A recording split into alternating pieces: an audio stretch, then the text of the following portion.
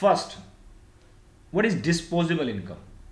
Okay, disposable income of a person after all income related tax and the charges have been deducted.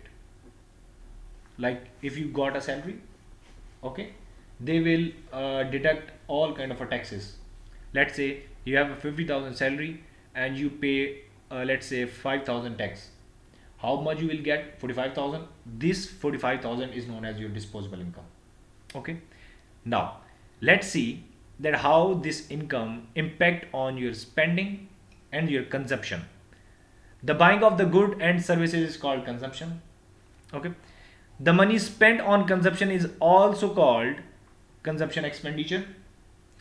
People consume in order to satisfy their needs and wants and give them satisfaction. This is all basic idea about the spending, that why you consume and why you spend your money on the particular products.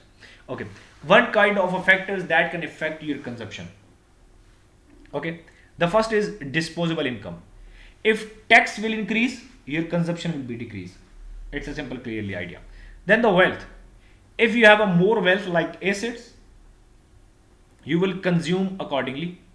Like having assets such as property, jewelry, company shares, or you can say you have a home at affiliate sector.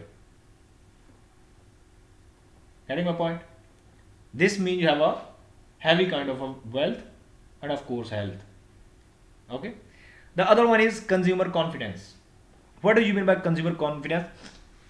If consumer are confident of keeping their jobs and their future incomes, like if you are very much sure that where you will get your money in future,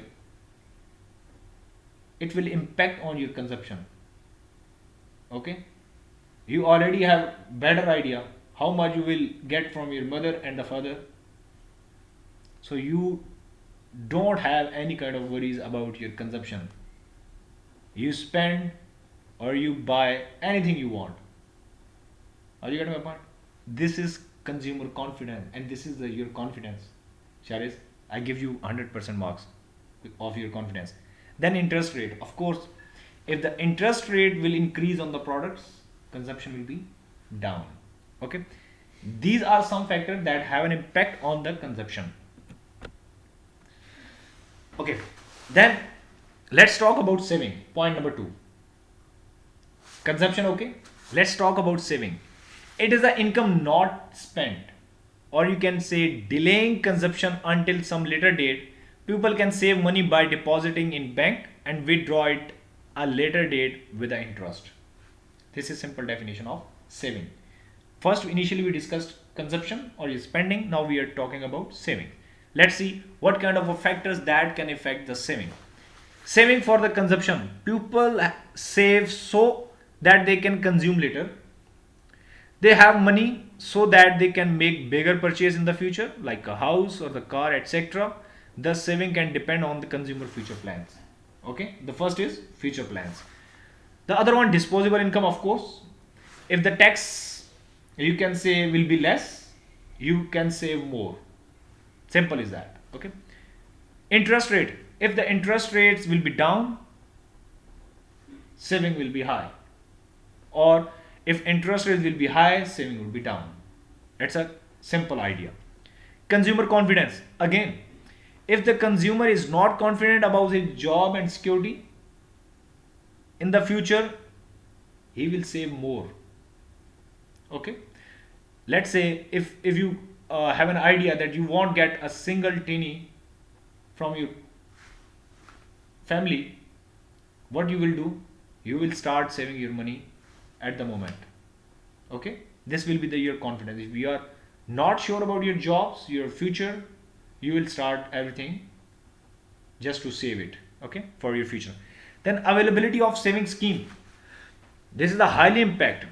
If there are a variety of schemes, like some kind of a loan, some kind of benefits, okay, banks now offer a variety of saving scheme. When there are a more attractive scheme that can benefit consumer, they might resort to saving rather than spending. Okay, if banks give you a better interest on your saving, why you will spend?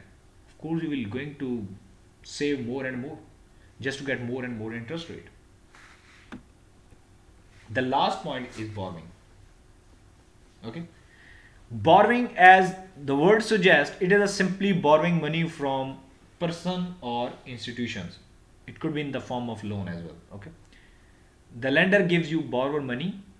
The lender is usually the banks which gives you loans to the customer. It's a simple ideology about that. Let's see what are the factors that can affect the borrowing. The first is interest. Interest is also the cost of borrowing. Of course, when you buy, the banks will put some kind of interest on your loan.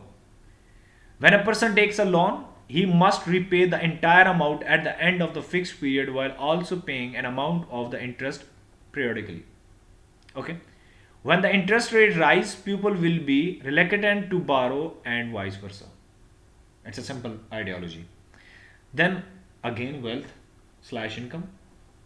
Banks will be more willing to lend to the wealthy and high income earning people. Like if you have a home at F8, banks would love to give you more loans because they are more likely to be able to repay the loan.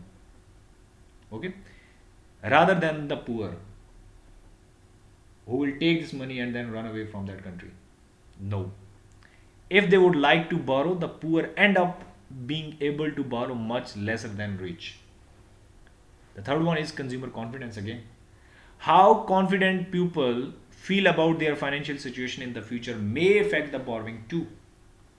For example, if they think that prices will rise, like inflation in the future, they might borrow now to make a bigger purchase. Okay. The other points, ways of borrowing. The number of ways of borrowing can influence the borrowing. Now there are many borrowing facilities such as overdraft, bank loan, etc. And there are more credit like future payment options such as a hire purchase. Payment is done in installment like overtime, credit card, etc.